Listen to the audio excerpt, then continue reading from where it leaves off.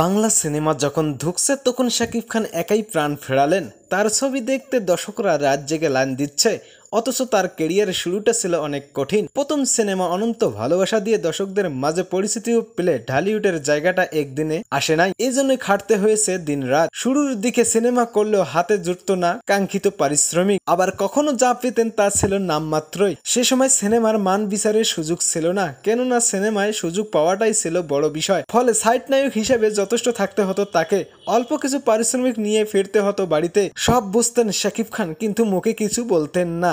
একের পর এক সিনেমা দিয়ে অভিনয় করেছেন, ঘাম ঝরিয়েছেন শুটিং সেটে, অর্থপর ধরা দিয়েছিল সাফল্য নামের সোনার হরিণটি। কোটি টাকার কাবিন সিনেমার মাধ্যমে সিনেমা প্রেমীদের ঘরের মনে জায়গা করে ওঠেন এই শাকিব খান। এরপর একের পর এক ব্যবসা সফল দিয়ে সিনেমার উপহার দিতে থাকেন, টেনে তুলতে থাকতেন তার সহকর্মীদেরকে। তার সঙ্গে অভিনয় করে তারকা খ্যাতি পেয়েছিলেন একাধিক নায়িকা। শাকিবের এই জনপ্রিয়তা অন্য মাত্রায় নিয়ে যায় আরেকটি সিনেমা, যার নাম পিয়া আমার পিয়া। 1 কোটির কম বাজেটে নির্মাণ হয়েছিল এই সিনেমাটি। প্রযোজক সমিতি থেকে জানানো হয়েছে এই সিনেমাটি আয় করেছিল 15 কোটি টাকা। এবার সময় যেন নত শাকিব খানের কাছে, জনপ্রিয়তার সঙ্গে সঙ্গে পারিশ্রমিকও বেড়েছে। 30 লাখ করে নেওয়া শুরু করেন সিনেমা প্রতি। শাকিবের ক্যারিয়ারের উল্লেখযোগ্য বছরের 2016 সালে। এই বছরে ঢালিউডে জয় করে শাকিব খান পাড়ি দেন টলিউডে।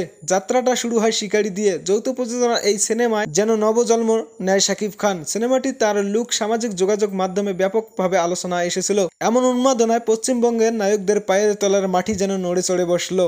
শ্রাবন্তীর বিপরীতে শিকারি মুভিতে তুমুল ব্যবসা করেন। টলিউডের পর আরো একটি সিনেমায় করে ঘরে ফেরে। এরপর 2023 সালে শাকিব খান সকল শ্রেণীর দর্শকদের মনে জায়গা করে নেন এক সিনেমা দিয়ে, প্রিয়তমা সিনেমাটির মাধ্যমে টলিউডে তুলকালাম চালিয়ে দেয় এই নায়ক। এরপর তুফান দিয়ে তো নিজের রেকর্ড নিজেই ব্রেক ভাঙতেছেন। বিদেশ থেকে আমদানিকৃত সিনেমাগুলা দেশের সিনেমার কাছে খেয়েছেন চুবানি। আজকাল সিনেমায় লগ্নি করে প্রযোজকরা সেখান থেকে গাড়ি গাড়ি টাকা করে নিয়ে যাচ্ছেন বাড়িতে। শাকিবের পেছনে চোখ বন্ধ করে যেন লগ্নি করছেন তারা। টলিউড পাড়ায় বড় বড় প্রযোজনা সংস্থান দেবজিতের ছবিতে লগ্নি করতে যেখানে কয়েকবার ভাবছেন, আর সেখানে শাকিব খানের নাম শুনলেই অবকাল টাকা ঢেলেই যাচ্ছেন। একেই বলে স্টারডম, একেই বলে শাকিব খান, একেই বলে শাকিবিয়ানদের পাওয়ার। তো দর্শক, শাকিব খানের এই সাকসেস আপনাদের কাছে কেমন লেগেছে তা কিন্তু অবশ্যই কমেন্ট করতে ভুলবেন না। তো সবাই ভালো থাকবেন, সুস্থ থাকবেন এবং শাকিবিয়ান হলে আমাদের চ্যানেলের সঙ্গে থাকবেন।